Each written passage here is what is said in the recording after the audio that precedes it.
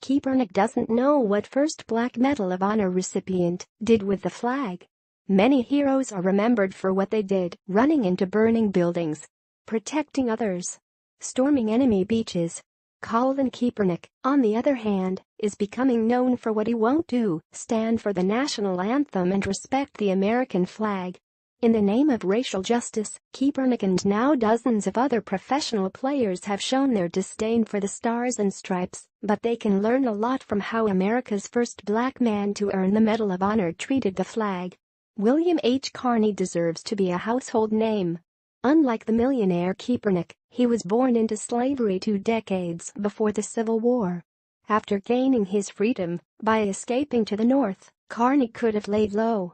He might have been able to hide out in Canada or sit out the war in many other ways. Instead, he stepped up and joined the Union forces as a volunteer sergeant.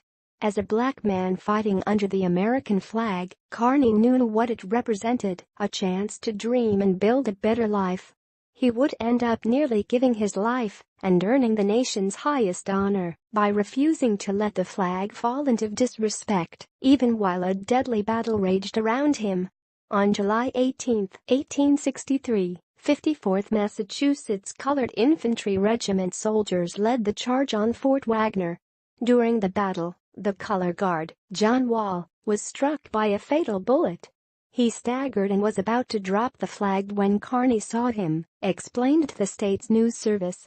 That bloody charge against Fort Wagner, later immortalized in the movie Glory, was like a scene out of hell. In the chaos of battle, men fell on the left and right of Carney, and he watched as the soldier holding the flag died in front of his eyes. Carney seized the flag and held it high despite fierce fighting, inspiring the other soldiers. He was wounded twice, in his leg and right arm, and bled heavily, continued state's news. Although the army sergeant could hardly crawl, he clutched the flag until he finally reached the walls of Fort Wagner. He planted Old Glory in the sand and held it tightly until he was rescued, nearly lifeless from blood loss. Now a casualty of war himself, Carney finally handed off the banner to another soldier with a message that has reverberated throughout history. "Boys, I only did my duty. The old flag never touched the ground." For his brave actions, Carney received the Medal of Honor, and his pledge to never let the American flag touch the ground became a rallying cry for the American military and lovers of freedom everywhere.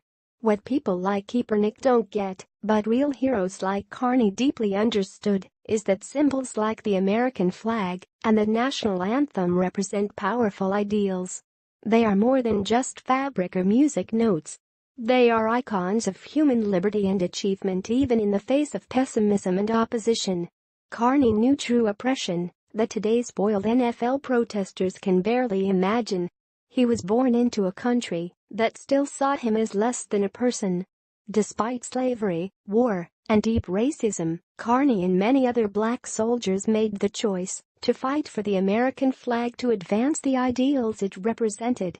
Nobody ever said that America was perfect, either in 1863 or today. There are problems to fix. There are wrongs to make right. Carney knew that the greatest banner of his time for improving man's standing was the American flag, and he bled on the battlefield in defense of that ideal. A football field is no Civil War battlefield, and the NFL's self-centered players know nothing of true sacrifice. If they took a moment to stop posturing for the cameras, they might learn a few things about great black Americans who fought for the same flag they now insult. HT0Hedge. Please press share on Facebook if you think William H. Carney is a more important name than Colin benched Kaepernick. How should Americans respond to the NFL's disrespect? Scroll down to comment below. Thanks for watching. Please subscribe 24 Hours channel. Goodbye and see you again.